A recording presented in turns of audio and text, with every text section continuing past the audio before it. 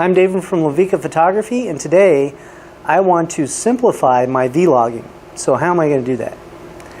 Well, as you guys know, I use this camera, but the biggest problem is the screen only comes out like that. So, you know, basically I have to start recording, go back, check myself, play the video back, go back, start recording again, then adjust it, and then start recording again, and this process goes on and on and on. And so I finally decided to break down and get a Feelworld 7-inch HD monitor.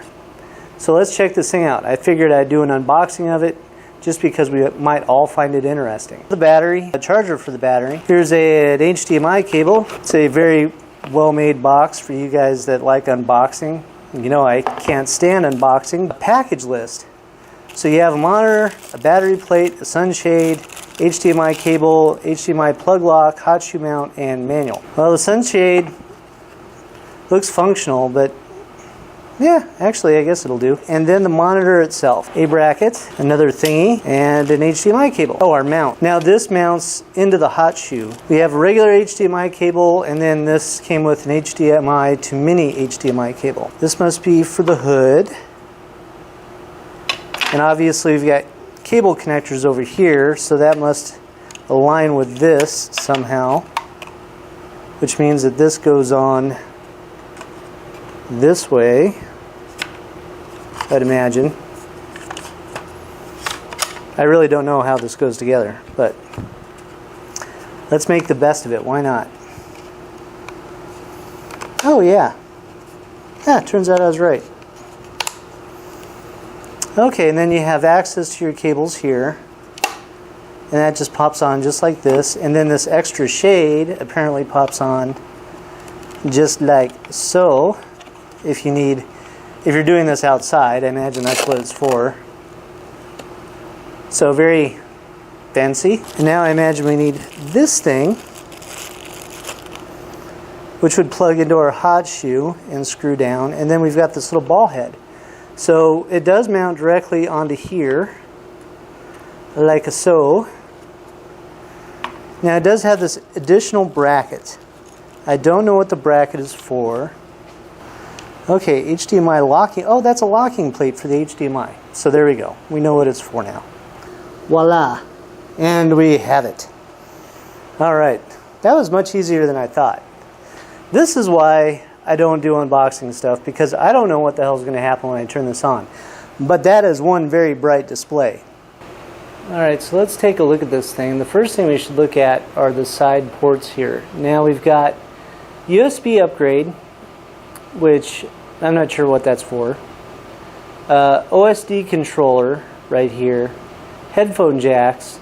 AV, video input and output. HDMI cable. And then a 12-volt DC if you want to plug this into the wall. F4 is zebra mode, and then F3 is focus assist, so basically peak focusing on high. That lets you know what's in focus on the screen. And that's actually kind of cool. And then F2 allows you to zoom in, that way you can find focus, what exactly it is that you're focusing in on, all the way to 16 times.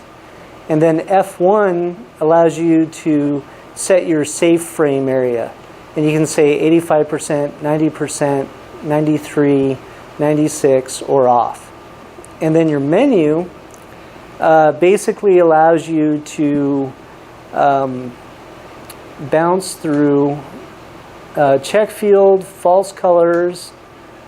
Let's see here. Oh, I guess if we go over there, then we have to use this to bounce through them. Zebra switch, zebra exposure, focus assist, peak color. So really pretty cool. Let me go back to mode. Oh, sorry. Mode changes you from AV to HDMI.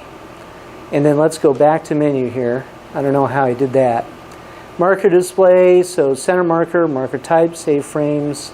What I just showed you, just in more detail apparently. Image setting, you can put on scan mode, camera mode, flip, freeze, zoom, anamorphic, And then let's go down to color mode. You get these are all the settings that actually affect the monitor itself.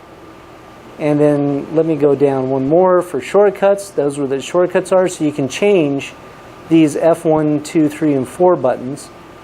And then last but not least is your OSD setting and OSD duration, etc. So yeah, really very easy to use and very functional. So what is the biggest difference between this monitor, the FW760 versus the FW759? Well, this has almost double the resolution. That one's like 1200 by 800. This one is 1920 by 1200, which is huge. And that's the whole reason why I had to dive on it, because yeah, the resolution is great. It does cost more, but you know, what can you say? It's a great setup. Anyway, one thing it does have is volume control, which is really kind of nice. And if you're doing playback on the camera, you can watch it through here, and it has speakers built into it, and you can hear it much better than it actually records on the camera, which is really nice. So this is definitely going to be my go-to setup. Now, just so you guys know, I've got this mounted with this bracket on the A6000 right now. And it's not that I don't trust the bracket. I think the bracket's fine. But the hot shoe on the A6000 and A6300 are so flimsy that I don't recommend really mounting it like this if you're out in the field. If you go out in the field, use a C bracket and mount it to that, and it'll be much more stable. But if you're just V-blogging, then it's probably okay. I don't see how you couldn't get around that. It's probably fine for that. But just so you know, my setup for when I actually do my videos is this right here. It's either the A6000 or the A6300, depending upon which camera I'm talking about. I usually prefer to film on the A6300 because the tracking is a little better. Right now, you're staring at my A7R that's actually recording this right now. Now, if I turn this over this way, then you'll see I have one umbrella on a stand with a just a single 120 watt LED bulb as my forward light to actually illuminate my face.